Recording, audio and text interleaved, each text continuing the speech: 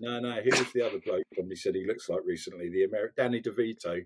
Danny DeVito. Yeah. You've got a fan club of the people wanting to know which impression you're going to do this week. Some Italian mafioso.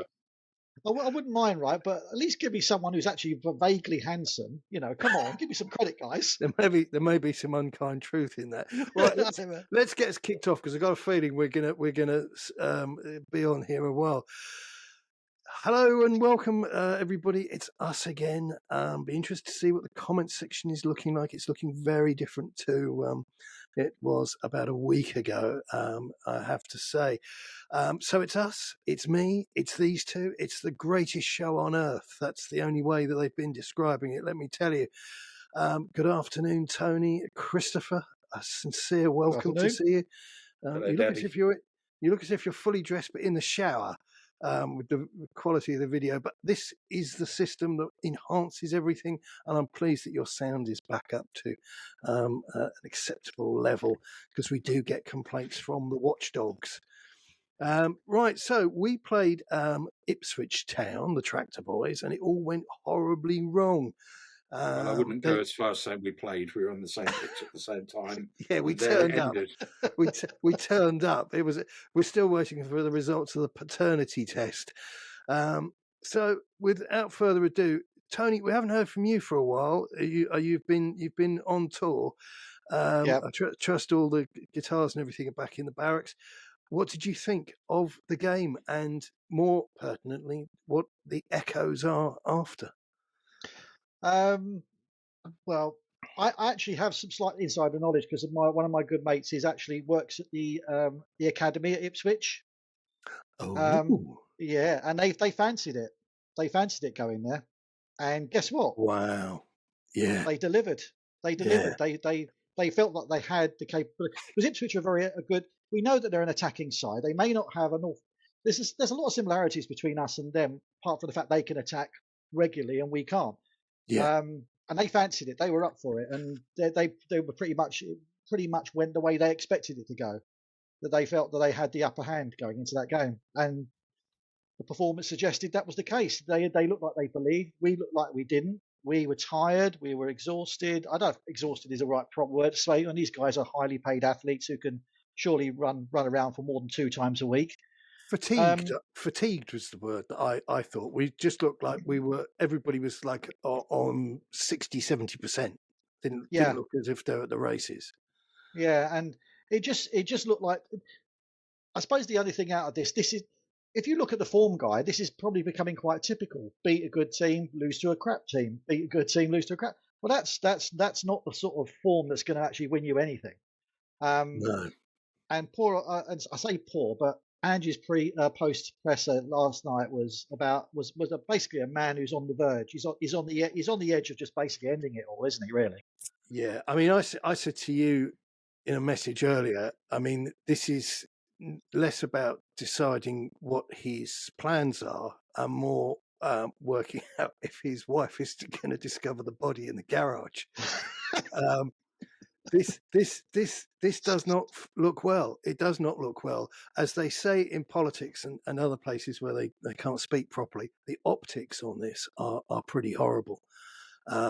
His press conference, and then we're coming to Chris because I can't hog everything, but his press conference is the shortest I can remember from anybody in a long time, unless you're going to deal with somebody who just said, "I've had enough" after the first question and stormed out. It was 3.5 minutes, and it just looked like and people don't like this sort of talk, but we have to use some kind of language. It was just a little bit of a suicide note. It didn't sound well. It's all on me. We didn't get going. We didn't start up. We didn't finish. Chris, have you got anything more cheerful than I have to add? Sorry, that's the most ridiculous question. Thanks very much, everybody. We'll be back this time next week. Absolutely zero. I had the misfortune of attending the game yesterday. Yes. And it was shambolic from the off. So, synopsis: we've got a goalkeeper who shares a lot with a vampire that he's afraid of crosses. We've got a right back who can't defend for toffee. We've got a Argentinian centre half who doesn't want to be at the club and spends every minute wandering around the pitch nonchalantly, showing that to all. Who in the last 10 minutes played centre forward, but didn't even make a fist to trying to play centre forward. Alongside him, we've got the Romanian equivalent of Vlad Kirikesh, who is a right-footed centre-back, who is no Franz Beckenbauer, and every time he gets the ball, it freaking shows. He except for this guy isn't on the booze. He is on the night nurse. Yeah, and then to the left of him, we've got a young Italian bloke who's just inept and loses the ball in the most dangerous of areas. Yet there's nobody pushing him, so he's going to start week in, week out. Then in front of him, I have sympathy that we've got Maddison, who has been good this year, was magnificent against Villa. But he's playing against Bentancur, who, let's face it, scored a good goal yesterday. He doesn't get in the top 6 teams. There's a reason why Juventus gave him away. Juventus don't generally get rid of good players for 20 million quid.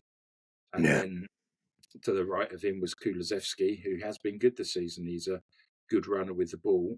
And there it finished. Brennan Johnson was absolutely pathetic yesterday. If he's not tapping one in at the far post from some advanced approach play, he offers nothing. There was a period, think about the 40th minute, the 42nd minute, when somebody floated a ball into the box.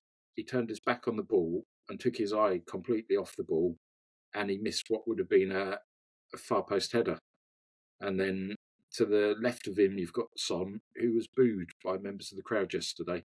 They are turning on Son. Sonny was booed in the stadium. Yeah. Sonny was booed by members of the crowd in the south stand who were questioning his ability to captain a side, manage himself, or tie his own shoelaces without daddy's influence. And then in front of him, God forbid, and I feel sorry for him, you had Solanke, who was not provided a single bit of quality. There were no balls into him. So what do you expect? He was running into the channels like Kane used to do, dropping back to centre midfield to try and retrieve the ball. And all in all, it was an absolute joke. And when you have to bring on Timo Werner to try and rescue a game, you know all hope is lost. There was somebody played a cross ball to him on the edge of the box, and I've used sand wedges to equal effect. He almost hit me in row 54 in the south stand. His shot was that wild. God help us, where do we go from here? The whole thing is a mess. I think you're being cynical, Chris. I think you're being cynical, Chris. Timo Werner, look what he did against City, mate. Come on, let's have it. You know. Yeah, I mean, you're not. You know what your problem is. You're not getting behind the team. You're not getting behind the team. You're getting in the team's way. That's what you're doing. Do you know what I'd love to ask you guys? I'd love to know this famous team huddle that we do before the team kicks off. What are we discussing in that? Last night's Celebrity MasterChef or something? Because it's not football for one moment. Have you seen that? Have you seen that new bird in the canteen? Amazing. Yeah. You've got to get in there before 8:30 though, or she's not there. I've never seen such a weak, pathetic team with no fight on the pitch, no leaders on the pitch, no cohesiveness, and no playing as a team. You had 11 individuals on that pitch, and you tell me that Maddison's not lost all faith in Ange. He doesn't start any longer, not that he deserves to, but when he comes on, he just looks like a man lost. Just to give you some context there, because you named Kulu, Sonny, and Solanke as having sort of elements to the game missing. Well, just for your information, all three of those guys lost possession under pressure, which is to say it wasn't a duff pass or uneven turf or whatever, on 6 occasions, and they were amongst our most liveliest sort of cohesive type looking players.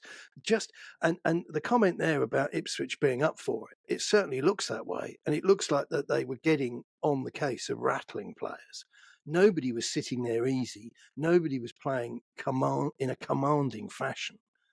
It looks to me like there's a communication issue in the I don't want to call the dressing room as having been lost or anything, because I don't regard there being too many people in that squad who I would respect significantly to think it's a bad deal. But you've got Sonny stood there at the end doing a pitch side thing with Statler and Waldorf from the club commentary team. And he's basically going, "Oh, it's really bad. I'm so sorry. I owe everybody an apology." And you have But to they feel... wheel him out. They wheel him out time and time again. We're getting sick of it. Words Yeah. without meaning are meaningless. And what this is the club's token effect to pacify the fans. When the booing increases, they turn the volume up. They're doing no different with this PR objective. This is this is what I was coming on to, is that this to me smacks of, because he's no captain. And we've said this about Hugo Lloris, and this is an underlying problem, and it all goes back to the ENIC business model, which we know, and still there are people playing catch up in the fan base, bless them. And this was a political appointment. So when things don't go well, what part of the audience are you concerned about? Well, if I was selling the tickets, I'd be selling the hot dogs and selling the merchandise. And I shared with you photos when I was in London the other week of these guys wandering around with hundreds of pounds. Don't get me wrong, everybody's allowed to go and buy what they want. But there were Southeast Asians wandering around on the London Underground with hundreds of pounds. I mean, like 300-400 quid's worth of merch. And so what do? They wheel out the guy that they've principally come to see, the guy that they associate with, the guy that they recognise, the guy that's been a large point in their factoring that, oh yeah, we're going to support that club. And it's just see-through. It's absolutely transparent. So you said there was booing for Sonny. Was he getting?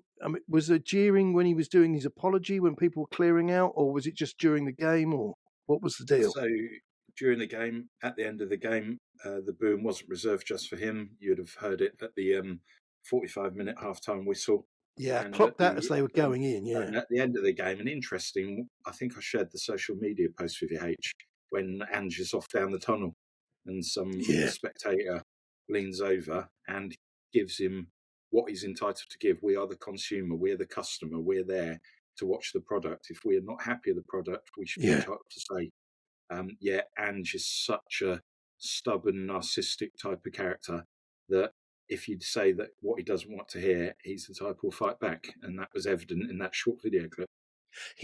What I thought was interesting, and people always talk, or frequently talk differently to how things actually are. You know, we've all done it. But this business of, he's a big guy and he comes from a part of the world that isn't noted for its finishing schools. Let's say that. And he said in a press conference, "Oh, if you want to talk to me, I'll give you a punch on the nose." I didn't see it in him. I saw a guy who stopped and did the old really, but I didn't see the anger. I didn't see the uh-oh, because it doesn't take much. If a guy says blah blah blah blah your mum, it doesn't take much for you to walk back round. It's veering into Eric Dyer territory in terms of, this is not what we want. These aren't the images we want broadcast beamed around the world. But by the same token, it wouldn't do him any harm to stand there and be staring at him, and to give it a bit of like, I'm not going to put up with that from you. You know, you're an imbecile. At least Eric Dyer had the tenacity and strength to go into Rose Ed to seek out his confronter, didn't he? Yeah, I mean, that was hilarious in some respect, because that was a situation that his brother had created, by all accounts that I was informed of. Yeah, it's a curious business with Ange. I think he's really struggling. I don't take any pleasure in it. I've got to say, I don't take any pleasure in it at all. I just see this as being part and parcel, to quote the London mayor, of being at Spurs, being at Tottenham, and that this is what he's going to have to put up with. And we've got to say at this point, because there have been people who've been very niggly that I haven't been particularly enchanted by this guy. Well, boo hoo hoo. there were so many of you who were like stones in my shoe every time Mourinho's name was mentioned and every time Conte's name was mentioned. And they were browbeaten and they were sneered at and they were derided. And like I say, every time their name was mentioned, you got some smarmy comment. Oh, yeah, he's an old guy. He's out of touch. Yeah. History is behind him, blah, blah, blah. Irrelevant manager. No social skills. And for me, I have the same warmth towards Postecoglou, and I started from a zero position. And I just saw a guy without a CV who wasn't up to the task. How do you think he's going to get on, Tony? Because he did look in that, like I say, 3.5 minute presser we got out of him, which we learned nothing from. He did look like a guy who was just a bit kind of fed up. Yeah, in honour of Ange, I'm going to do my next bit with using Ange's body language, which is to go like that. Yeah. Well, somebody just quickly, somebody pointed out on the comments on here yesterday after the presser, and I've never seen a presser get so many clicks, by the way. It wasn't huge, but it was significantly more than if you just put up the still thing, because people were just itching keen to share and to vent. But said that he started doing this with this sort of scratching thing on the face, which is like, well, he's been told he can't cough. And this is his secondary sort of defense mechanism thing, because we've all got beards. Mine is particularly pronounced, but you don't need to do that. You do if you're a teenager, but he's a grown man and he's not got a skin problem. I think these are affectations. I think they're tics because of his situation. They are. Their body language. Not exactly. I can't call myself an expert in body language, but I know someone in trouble when I see one. Yeah. And if ever there was somebody by the end of that presser, and also one on the BBC afterwards, where literally he did not raise his eyes from the floor once during that entire presser. Yeah. Is a man who's just thinking, crap, I really don't know what the hell I'm going to do now. I'm bereft of any answers. Yeah, I think bereft is a good word. I mean, I think he's, for me, and again, I'm not an expert in body language either, but on an upbeat note, I'm not 12. So when I'm talking to people, I'm able to think, well, you were just like my, Aunt Dolly. She used to speak to people like that when she was furious, or you were like Mr. So-and-so, my maths teacher, and he used to speak like that just before he took somebody's head off with a board duster. But he talks, I think he despises with every fibre that Cabbage from Spurs TV or whatever they call themselves, the grey-haired guy, who's constantly going like that with his feet and rearranging himself. And I think when he says anything to Ange, it's not all about winning, mate, and all this sort of thing, I think Ange's skin begins to crawl. So I think there is an issue there. But the other two guys, they're very much on message. They're very much like, so, thinking about next week, I don't think he's buying into any of this. And I think he's so uncomfortable, deeply, deeply uncomfortable. The concern I have is that we've got this thing, and I did a piece earlier today for somebody else, got this thing with Angeball. What is it that is so complicated about it that we're getting such extreme responses? That 1 minute it's wow, look at that, there's Angeball, flick, flick, flick, flick, flick, ping, goal. And we didn't know who was going to score because there's 6 guys running into the box. And then on other occasions, we're just looking absolutely bewildered. What can anybody vocalise what's gone wrong with Angeball? Because we have seen glimpses of this fast 5-a-side football type thing, and then we've seen vast glimpses, if you like, bigger glimpses of just nothing working at all. I think I'd prefer if we stopped with the term Angeball, as Angeball doesn't exist. It is a non-entity. And for the first 10 games of last season, as we've commented on previously, teams couldn't work us out with the inverted wing fullbacks and things. Yeah. Now teams have worked us out to the point that in the last 4 games, you've got the only team in the English pyramid of 4 professional leagues coming to Tottenham on Sunday and getting their first victory of the season. Prior to that, you had Crystal Palace a couple of weeks ago without a single win in the last 8 games.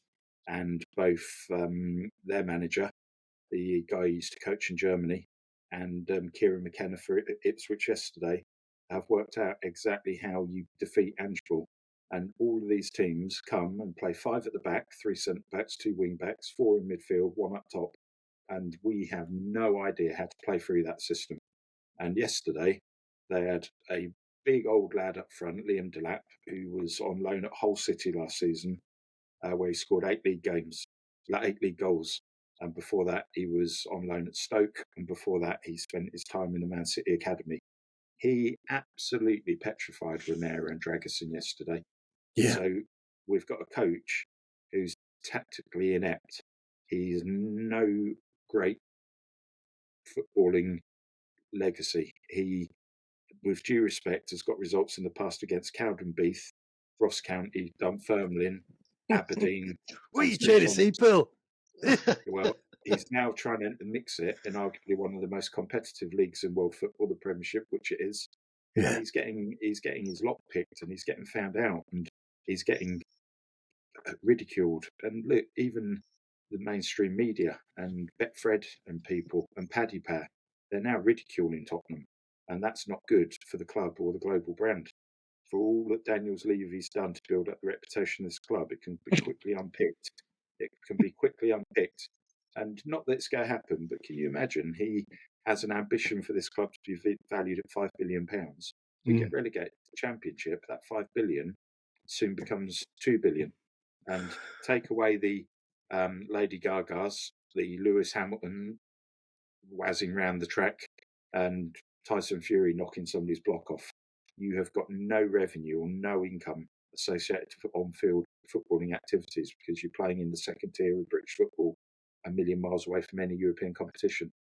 Well, it takes me back to being like I bored everybody before. The other stadiums that they've built, pursuing similar but not identical models, with the Rioch Arena, the Coventry thing that didn't work because the focus was not on football, and the Darlington Arena. And the time I saw that, I was on the train for my sins, and I said to a chap next to me, I said, "What the hell is that? What the?" And he just started giggling, and he said, "That's Darlington Football Club," because this thing looked like a spaceship. And as the train curls in to Darlow on the right-hand side, it then became evident that there was this big, like, tarpaulin banner on the outside, and it said "Car Boot Here Sunday." And that's the direction that isn't focused upon football. And just rotating back to Ange, he was interviewed after the game yesterday, we're all aware, and he was asked about inconsistency. His reply, "That's down to me, that's my responsibility. The inconsistency we're having this year, ultimately it comes down to me and my approach, and it's something I need to try and fix and see if I can help players in that area." You're the coach, buddy, that's your responsibility. That's what you paid £8 million a year for. What are you doing or not doing Monday to Friday on the training pitch? I don't like the use of the word try in all of that as well. I've got to try to fix. Sorry, mate. You've got to do better than try. You've got to bloody fix it, and you've got to show that you can fix it. And this is a stat that showed me you can't teach an old dog new tricks. Last 15 home games at the Tottenham Stadium, we've gone behind 13 times out of those 15 games. We've conceded first. And you're thinking, when's it going to hit home? We're defensively poor. All of our back four can't defend to save their lives. We've got a keeper who's crap. Why don't we go back to the training pitch? Why don't we consider 5 at the backs? We throw another centre half in, so we've got three centre backs. Then you're allowing Pedro Porro and Udogie to probably do what they excel at, and that's the attacking phases of their play. Yeah. And none of them are traditional fullbacks to the degree of Des Walker or Clive Wilson or some of the greats in the game. None of them are Dennis Irwins. None of them can put their boot in and win the ball and tackle. So you've got to try something else. And these are supposed to be the players that Ange wanted as well. That's the thing, isn't it? You know, yeah. I'm wearing the flip flops I wanted. I tell you, I didn't want the Louis Vuitton or the Chanel ones. I'm very happy with my Adidas 14.99 ones that were in the sale on the Adidas store. Let me tell you, I have absolute confidence that these were the flip flops that I'd set out to buy that last summer. I mean, know. it's just ridiculous. I mean, the whole thing, and we've been through it 1,000 times, and still there are people going, "Oh, do you know?" Listen, as far as you're concerned, Sunshine, we know an awful lot more than you'll ever understand. But the deal with the guy hasn't got the players he wants. But this is a massive concern because you tipped us off there, a bit of inside the trading, if you like, that Ipswich felt that the door was ajar. There was an opportunity there for them. And Chris pointed out how they took advantage of that door being slightly ajar. He's got better players and his wonder plan that's worked in Japan and Scotland, yet it isn't bloody working. And the concern, a massive concern, is how it's not working against good teams, and it's also not working against bad teams. So you've got a team, and Palace were in a world of pain before they came and beat us. But against Ipswich were absolutely nailed on for relegation. And now, thanks to that game, they left our N17 with hope, which was unthinkable. The bookmakers, and I always go back to it because you never walk past a bookmakers that says closed down. It just doesn't happen. They tend to get it right. Their algorithms are very, very good, and then they get the numbers right. You always have to follow the money. And they were as bad as 10-1 to win that game. And we've beaten players that were close to that at 6s, 7s, and 8s, 5 for the draw in Europe. And that was the thing. And I said before the game, this is, and I'm always hesitant, I'm always conservative on these things. And I said we should be looking at realistically at beating them by 2 or more likely 3-0. And we couldn't do it. We couldn't come anywhere close to it. You look at Ipswich's performances. It's not like they're being, apart from your game, it's not like they're being drubbed 6 or 7-0 or anything like that. They've been scoring a lot of goals. Right. And so from that point of view, I always felt it was on the cards that we would concede, because that's just who we are. And we've got, as Chris has just said, that stat there, 13 out of 15, we concede the first goal. Well, it's almost a given now. You may as well go into there with a 1-0, 1-0 deficit to start with. It's so regular. But they've been playing good football, and I think, if anything, they've been getting. I agree with Chris. Just tell Angeball. Ange has been living off these first 10 games for the rest of his career within Spurs, as far as I'm concerned. Yeah. And you look at the way that Ipswich play and I have been watching them, and obviously my mate has been giving me some insight. We just talk about these things, and they said they believe in what they're doing. It's just a case of just acclimatizing themselves to the Premiership, and hope, making sure they try and get some decent players and try and make a fist of it, because that's what they want to do. Is they're one place above the relegation zone. That's all they need to be. Yeah, that's all they need to be. Their ambitions are pretty straightforward to me. At Ipswich, they always have been. I remember them, being in cup finals, FA Cup finals, and I lived not too far from Ipswich at one point. It's a club I'm pretty familiar with. They still have the Fison's office across the road who are sponsoring them. But it's just, it's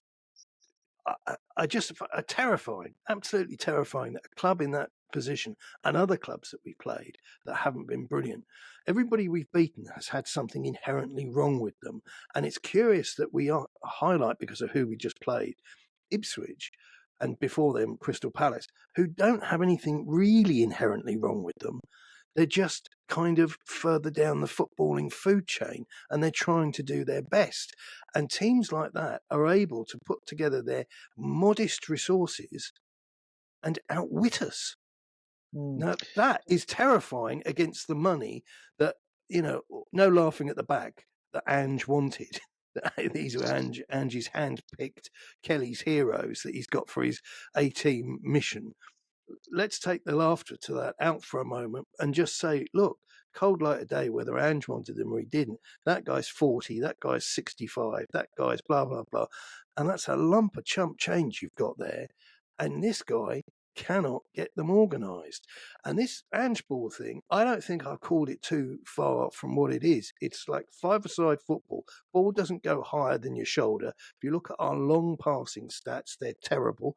We only tend to make 3 or 4 per game, and they don't go to anybody. They go out or to an opposition player. And the ball is kept, majoritively speaking, on the floor. That's, to me, what Angeball looks like. And there's lots of diamonds and fast passing. And then, as we've said, this overlap to kind of flood the midfield a bit. And sometimes it comes close to working, but a lot of the time it doesn't. And conceding, like guaranteed to concede at home, because you're losing away. Most of your away form is shocking, which is the same thing that happened under Poch, as we recall, because all the Poch fanboys were going on about him, but his away form was the first thing that went, and it's what normally happens to football managers anyway, because you don't have that residual, boom boom behind you. But I just find the inconsistency of the whole thing really terrifying, and that tells me, that kind of proves the rule. It's the exception that proves the rule. It's just, well, hang on a minute. How can you have faith? Why are we discussing Angeball as a tangible thing when it's so random that we actually be able to say, oh, there it is. That was Angeball. You don't identify a thing by going, oh, wait, there it was. Did you see it?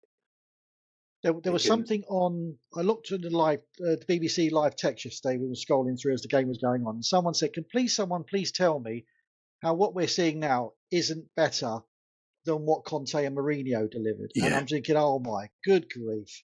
Yeah. That are we really going there now? Are we really getting that desperate? You think of what Conte achieved with the crap he had available at his disposal. I know. Yeah. It's crazy. This is the fanboy nonsense, isn't it? That gets delivered from day in. Sorry, Chris. One last thing. On Facebook yesterday, I saw this comment, and I know, H, you're not a great fan of those who are on Facebook in terms of their comments, but it was like he was trying to explain the difference between a fan and a supporter. Okay, and it's a supporter, and I'm just going, oh, please don't go down this road. Yeah. But apparently his logic was, unless you support the team, unless you support the manager, unless you support the board, you are not a fan. And I'm thinking, so you just want, so you're happy to put up with this level of shit and this level of 23 odd years and one call it meaningful trophy. Anything's meaningful right now. Yeah. And you're happy with that. And this is nonsense we're dealing with. But I've had, do you know what the term is for somebody who promotes all those values? A Mooney. No, I was going to say a wanker. Because you're obviously not educated enough to question I always thought our use of the word incel was quite insightful and cultured, and now I'm convinced of it. But you are, But bear in mind, I grew up on the back streets of blogging, where you'd have anybody that, the worst thing in the world is a comments box, and people think it's a compulsory thing. Not like, oh, I've got something to share with the group, which would be interesting. It's just like, oh yeah, I can show you what I think here. And you get people telling you, you're not a fan. You're not a true fan. You're not a supporter. Listen, mate, this isn't a job to me, right? This is a tangled emotional thing, supporting a football club. But I'm not doing it because I've seen the light and I've got a calling. That's not happening. I'm doing it because of a situation, context between me and my father growing up as two males. And it was a thing we bonded over, and it kept on coming back into my life. And it's no more difficult to understand or magical than anything else in the world. Like some people like, marmalade, and other people find it a bit tart, It's just that thing that we become fans of individual clubs and certain ways of playing football and blah, blah, blah. But the idea that you're going to turn around and say to people, well, you do realise supporting this club is vocational. No, changing a pensioner's nappy in a care home is vocational, because there isn't enough money in the world. You're doing it because it's the right thing to do, and you want to do the right thing by these people. That's vocational. Supporting a football club, dare I say it, is no different than going to see a film or going to see the opera or go and see whatever. You're expecting to get a decent level of performance in return and it's called the bang for your buck. You know, it's like being a fan of racing, horse racing. If you go to a horse race meet, you do expect somebody at some point to throw the white line down and say, and the winner by a nose is Lucky Lady. You don't want them going around forever. You want an outcome, and you want the theatre and the spectacle and all the rest of it, but you don't go because you like horses. That's beyond Rain Man. Even Rain Man wouldn't sit there and watch the horses going around and say, "Oh, there's a brown one, there's a black one, there's a brown one." These people are actually out of their minds. But this is the internet. The internet gives us these people who say with absolute certainty. And the thing is, as well, they have no context. There's no thing there with time. I mean, we've been watching these oafs at ENIC for 25 years. That's a quarter of a century. That's not like since Thursday, waiting for something to happen. And the idea that you're so impatient, you're so entitled. Well, no, 25. Are you 25 years old? What is your viewpoint on the world that you're telling me that I'm impatient? This guy has been coining money like nobody's business. And we've all said, amen. He's doing a tremendous job on that front. He's pretty untouchable. Spurs are one of the worst teams as a football club in the Deloitte Money League. But we don't worry about that because Daniel's doing a great job. You know, they announced a new corporate sponsor virtually on a weekly basis. It's very clever. Hats off to him. But the football team, it's a sorry state of affairs. I'll bet you, considering that Levy is very, he's, as you say, he's incredibly successful businessman. I bet his business empire is not in permanent rebuild mode. Yeah, absolutely. I mean, he doesn't go. Well, obviously that doesn't happen anymore, right, kids? But he doesn't go to Uncle Joe on their Zoom call and say, "How's it going, Daniel? You know, I'm running out of cougarans to exfoliate my soles of my feet with." He didn't say, "Oh well, things have been a bit up and down." No, they haven't been up and down. They've been up and up and up and up and up, because that is the priority. The business model at ENIC is, and suspend your disbelief, is the business. Football has always been a threat to Daniel Levy. He still views football and football coaches as if they're Harry Redknapp types with the big, like Pleaty, with the big fur-lined collar coat, bung of money, cash money in the pocket. Yeah, going to go and do a bit of business this afternoon. Got a little inside tip here.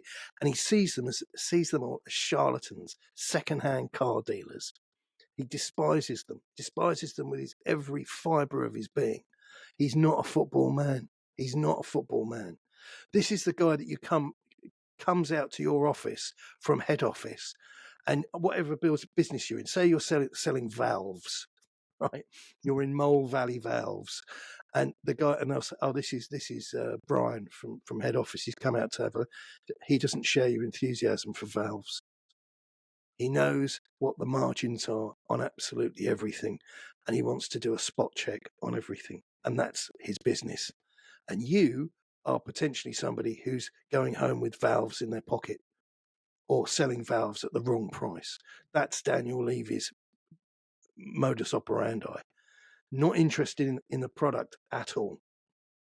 Hey, look at this. I'm going to share you this. You're not going to hold it. He's going to hold his phone. No. I'm going to share. I'm going to share you this. I'm going to share you this. But this has just come out. Premium hospitality packages. Manchester United Carabao Cup quarter final now on sale. Premium packages are now on sale. Blah blah blah. Experience unmatched hospitality from just £149 per person. For this highly anticipated game, we look for back-to-back wins over Manchester teams to tread in the footsteps of a professional NFL Terms player. and conditions apply. No. Tread in the footsteps of a professional NFL player while surrounding yourself with all the footballing action in our locker room package. Soak up the sights from the highest vantage point of the stadium in your own private broadcast booth, or sit back in one of our atmospheric private lounges before heading to your premium padded seat. Flipping. What's that last beat? Padded seat or padded cell? I've just sent that to your private because you have got to have a look at that. Take a chair. We'll plug it in. The moment you knew Tottenham Hotspur Football Club had died. I think that's wonderful that they even describe the atmosphere to you. I saw a video, and I don't watch these things because they drive me up the bloody wall. And you're watching one at 11:15, and then you put your phone down. And it's 3:30 in the morning. But there was a guy did a video of doing the VIP at Spurs, and it was remarkably, I thought, competitively priced. It was like you say, it was $169 or something, and you got your complimentary beer, and you got your 3-dish meal, and anyway, they went through the whole thing. But the phrase that everybody picked up on in the comments, and bear in mind that like attracts like, so it's going to be mostly Spurs fans, but they're football fans, and this was on Facebook. Was the fact that he was talking about how segregated and in your own sort of gated community you were as during this experience, but then they referenced the match day fans, and so I say, yeah, and I'm listening to them. I'm listening to them through a tannoy system in the wall and looking at them through bulletproof glass. It's like the plebs, isn't it? It's like the senators and the plebs in Rome, isn't it? In ancient Rome. Yeah, God almighty. It is. I mean, I've done corporate stuff. We've all done it. It is nice. It is a treat. It is, in fact, if you have a brain, it's quite amusing because you do get that sort of sense of being swept through, and you go up a flight of stairs, and your guest today of Budweiser, the nicest phrase anybody's ever said to me in my entire life, man, woman, or child. And you go and you sit down and you don't have to pay for anything, and you just get ridiculous stuff plopped in front of you, and then occasionally you pass out and wake up and there's a dessert there and all the rest of it. We've all done the corporate thing, but it is a little bit kind of, because the football, you almost have to make an effort to get involved with it. But yeah, I mean, the idea that they're I'll do a thing on this on the Substack later, but the idea that they're pitching this to you through the eyes of an NFL. I mean, this is another thing. I'll just throw this out there. This is a 10-year deal, or was a 10-year deal when it was first brokered. When is that changing? Is it when it runs out, or are they about to announce that it's going to be a 12-year deal or a 15-year deal? Because we've got to be like 5 years through the glass with this, surely. Was it 2019 that the stadium opened, and we're doing 2024? Yeah. So that's 5 years. Yeah. I mean, there's still not, and you can still go and see. There's no.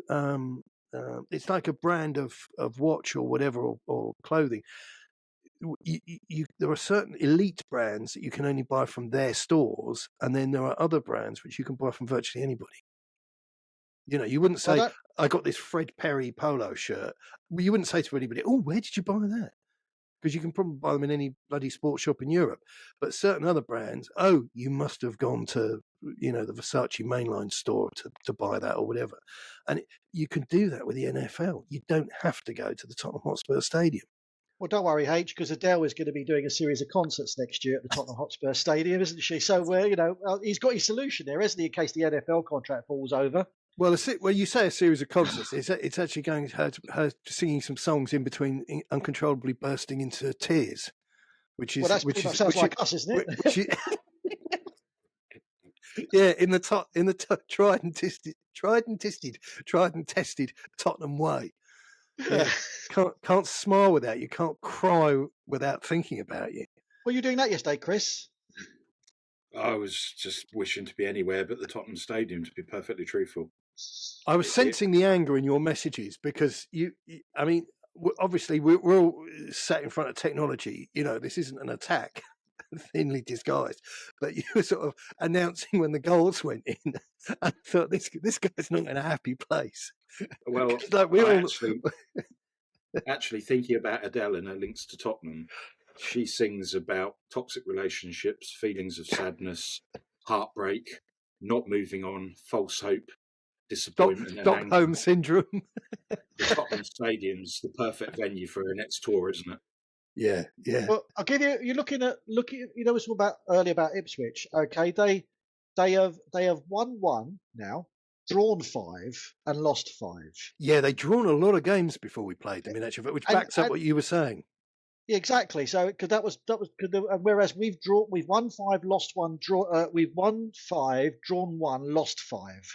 Right, right. Now there, but for the grace of God sort of scenario, isn't it? Yeah.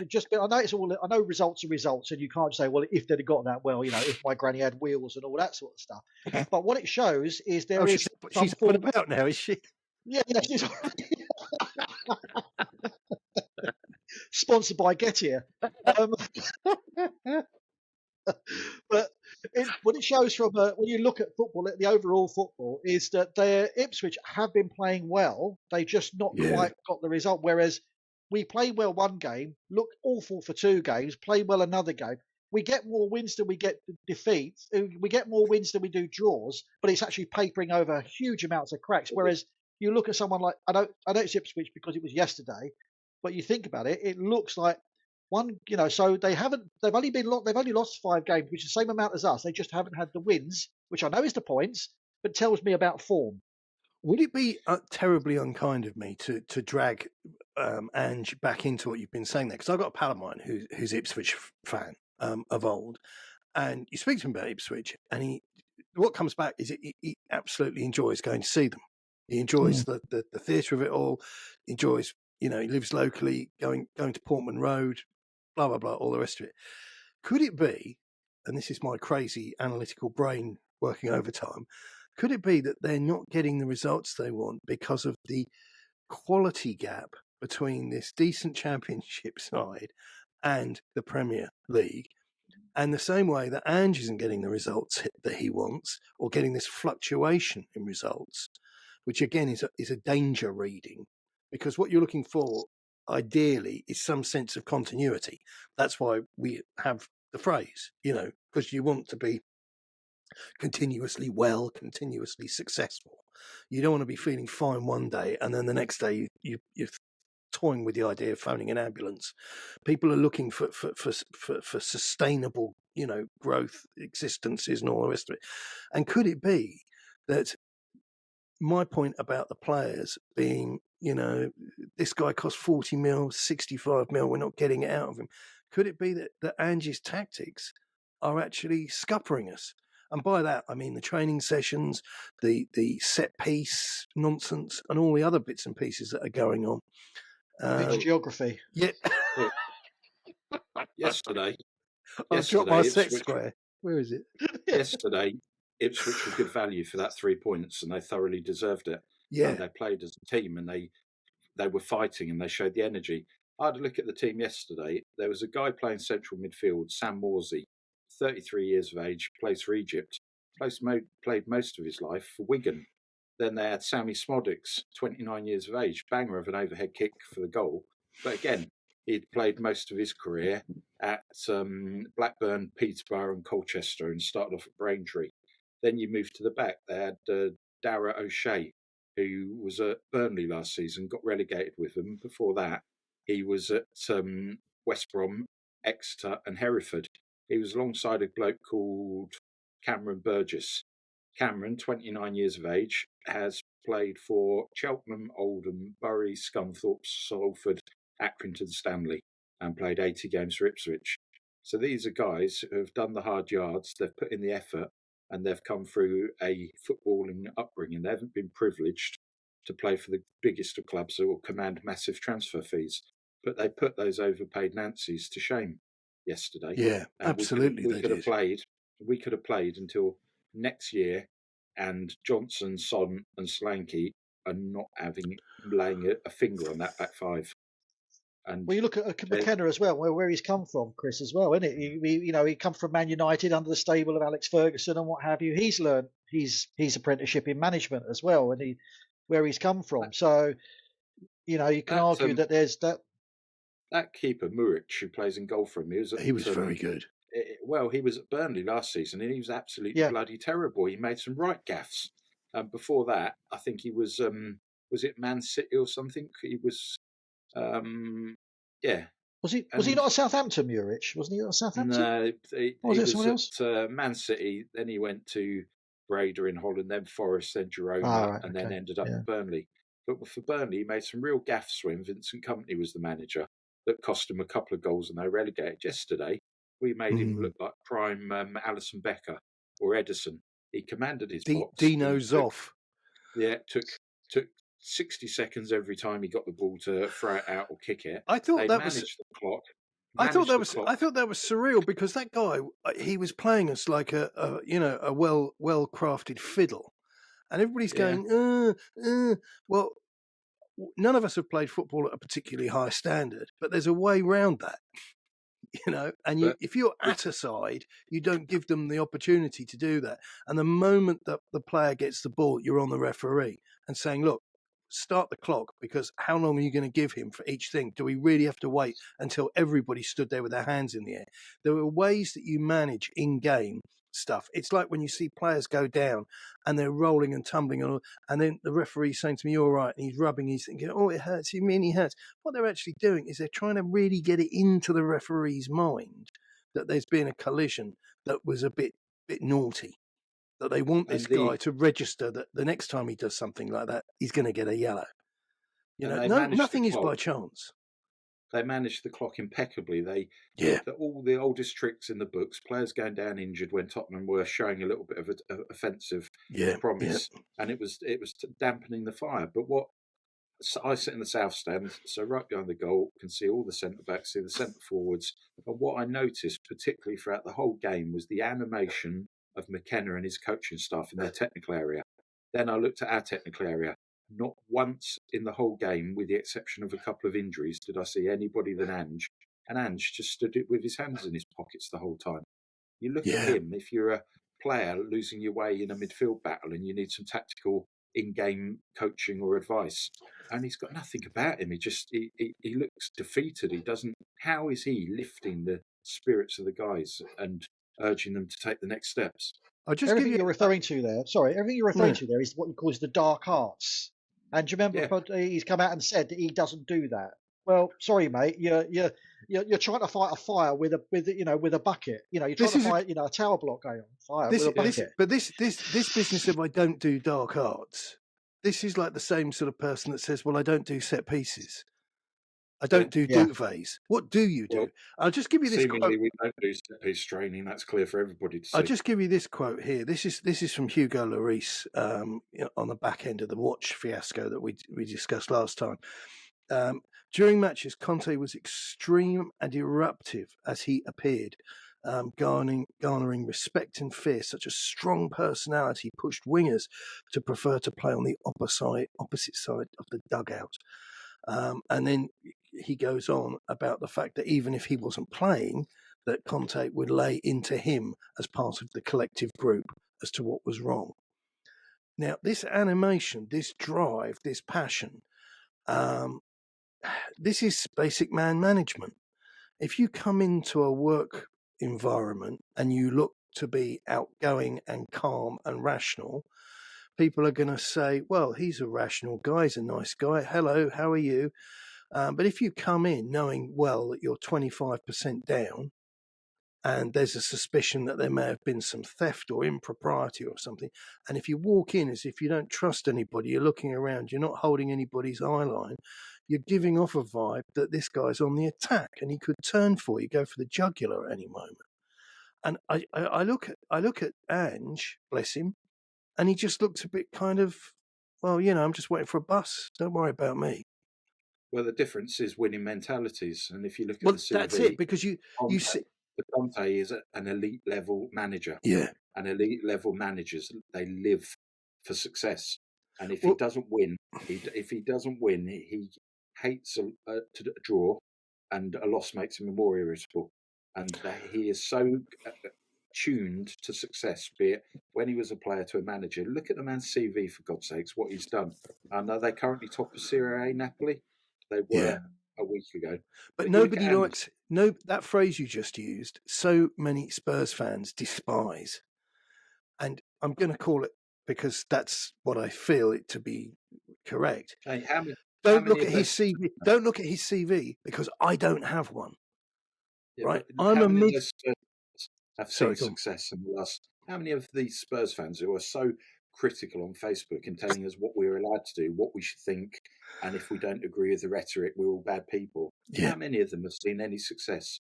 We've got a £1 billion stadium, and the trophy cabinet is gathering dust, and there's no likelihood of that changing anytime soon because we do not operate like an elite level professional sports club. No, it's not in the DNA. That, like we've said, the business model is the business. The business model is not football. He looks down his nose. He despises with every fibre of his being the art of football. It's not his bag. He's not good at it. You know, Reinforced it's like in the last hour by the NFL press release trying to interlink NFL with a footballing experience.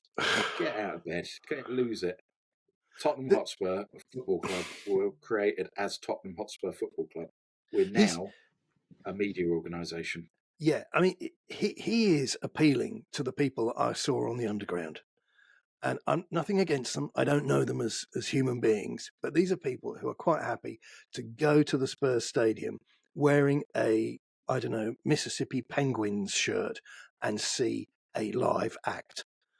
Because it's the culture of that fan base that they have. Like, you don't have to just go and follow the football. You can dip your toe in other things. So are you into Formula One? Well, I am, if it's available down the road for only $99.99 or whatever it's going to be a lap. It's a totally different setup. And they've gradually, and I've made this point on numerous occasions, they've weeded out the fan base. There's no coincidence that we're talking about an operation that invited the Metropolitan Police into the stadium, into White Hart Lane, to arrest people for using the Y word, which is disgraceful that I have to say that, because there's a publication in New York for conservative Jews called Der Yid. It's still going, and it's the same word. But when I speak about it contextually about Tottenham, I have to say the Y word because it's been equated to the N word in the English culture, and it isn't. You know, so those people that I see on the underground, they don't have to listen to all that Y word stuff. They don't get the dum dum da da da dum. You know me. They don't get all that. They don't understand it. It's been flushed away. And what you've got instead are predominantly people who don't mind the influencers, who don't mind. I saw a clip I've managed to watch because I was changing something at the TV. I was out of my chair. The two guys from We Are Tottenham TV stood there with these sort of, like they've had a stroke faces that they can't believe that Ipswich Town have had the audacity to play us off the park, which is what for a large bulk of the game they did. But because they have no link, they're not football people. These people are used to going hurrah and, ooh, that was close. It's like a pantomime. You know, so but Levy has replaced all the old school fans on the basis, and this is where we come in with all this other stuff and kneeling and all the rest of it, that football fans are inherently bad people. Football fans are racist, misogynist, blah, blah, blah, blah, blah. So what we're going to do is we're going to get rid of all that. We're going to cosh them to death with rainbows and kneeling and going, ooh, we nearly scored. See you again next week, everybody. It's soul destroying. It's absolutely soul destroying, and we get called out. I mean, we didn't cover the Villa game because there were issues off the pitch, right? Because we're all grown ups and we've got families, we've got this, that, and the other. So we're not here at your beck and call to do watch-alongs and all that other tripe that you managed to ingest. I don't know how you stomach it. Didn't do. And people go, oh, what about the Villa game? Well, what about it, mate? I covered it on all my platforms. Covered it on the blog to death. All the goals out, covered it on the Substack. Substack put out more stats than you can afford to buy. What more do you want? You want me to come here and tell you that I'm ever so sorry for anything negative I've said because of one bloody game? I don't get what I don't understand. And everybody's entitled to their opinion. And what really annoys... Get off. You've had enough. Get off. I'll be to that. But when you get the I think we politely, I suppose polite is one way, we politely called them incels. What a No, we great didn't. way of saying it. Love it. Yeah. And I mean that word in its most positive sense, you know. Yeah, there was no framing with swearing or anything. Exactly. Yeah. Generously refer to them as being involuntary celibates. That was it. Stop it. Oh God, it's like that bloody Brian Johnson. Do you remember that cricket commentary of Brian Johnson and Aggers when he couldn't stop laughing? Yeah. Got it up his nose. Yeah. Yeah, that's it. It's this thing about when they state something, the absolute conviction of 100% certainty that they are right, no matter what you say, you are wrong.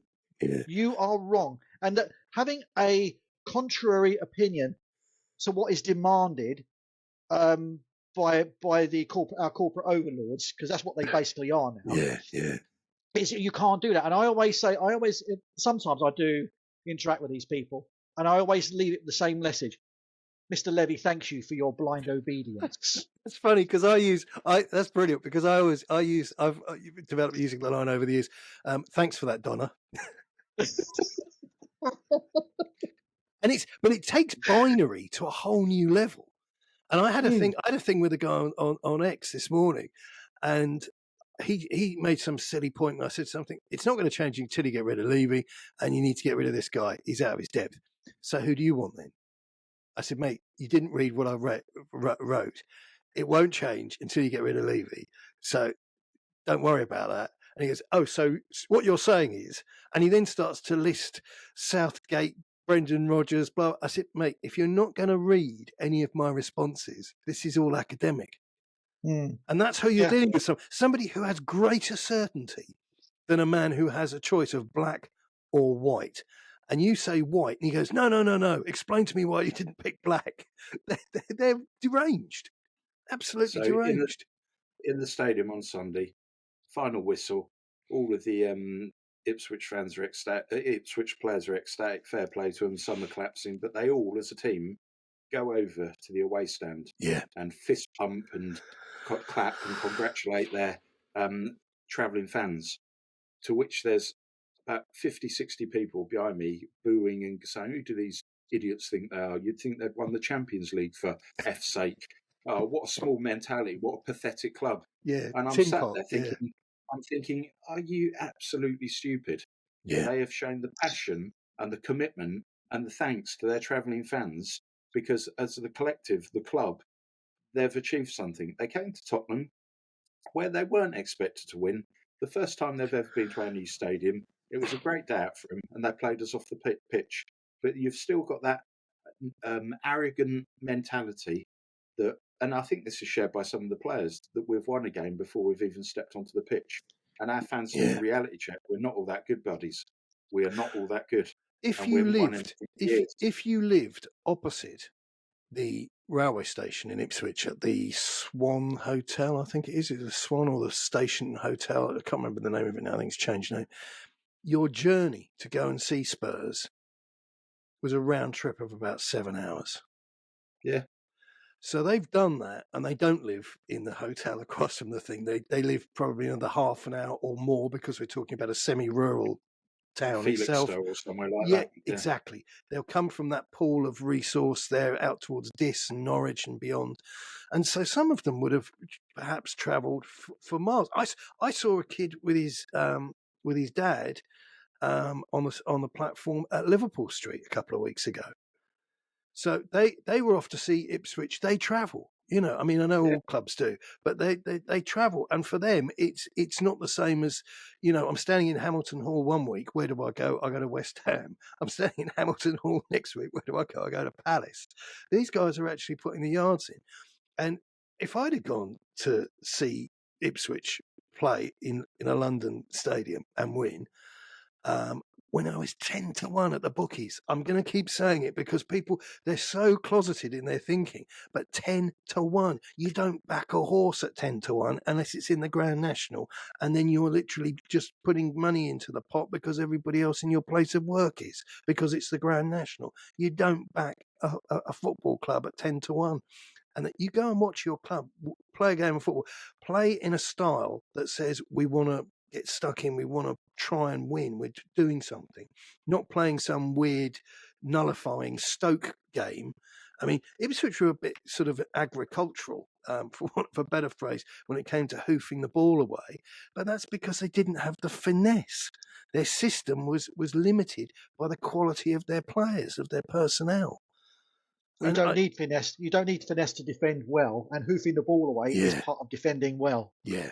Well, ask Eric Dyer. He was a past bloody master. I mean, his rate for clearances, and people say, "Oh yeah, he cleared the ball 19 times against whoever it was."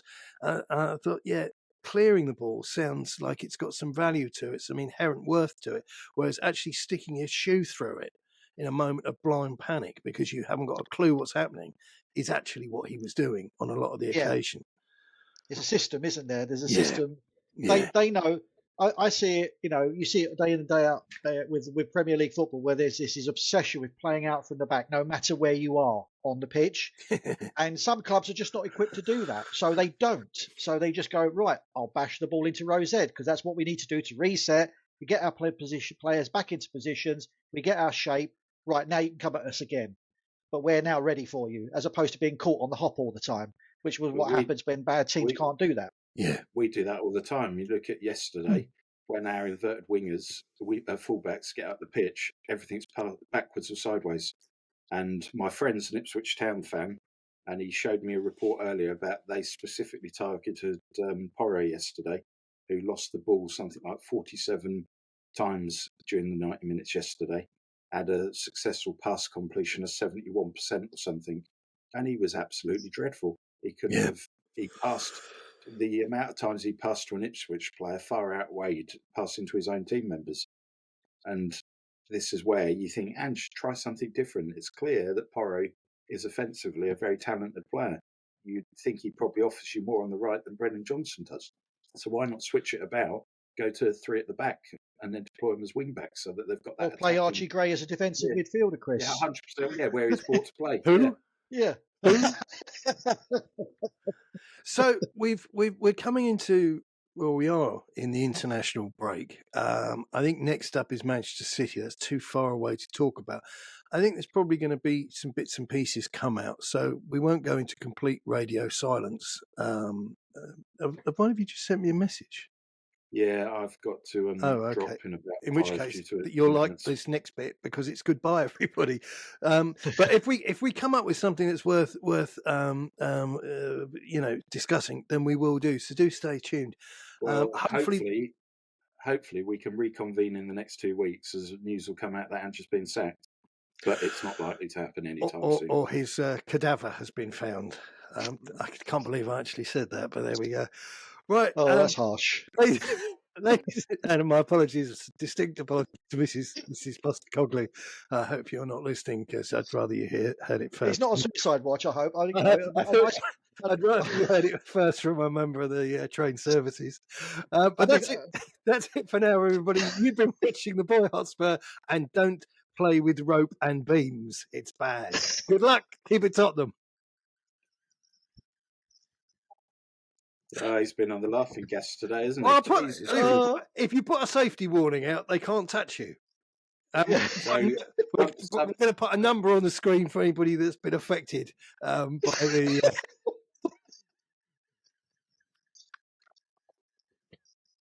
It's not like Muttley, mate, honestly. You must be dastardly then, Tony. There we go. I'm a man of many faces, none of them very good looking. Catch that pigeon.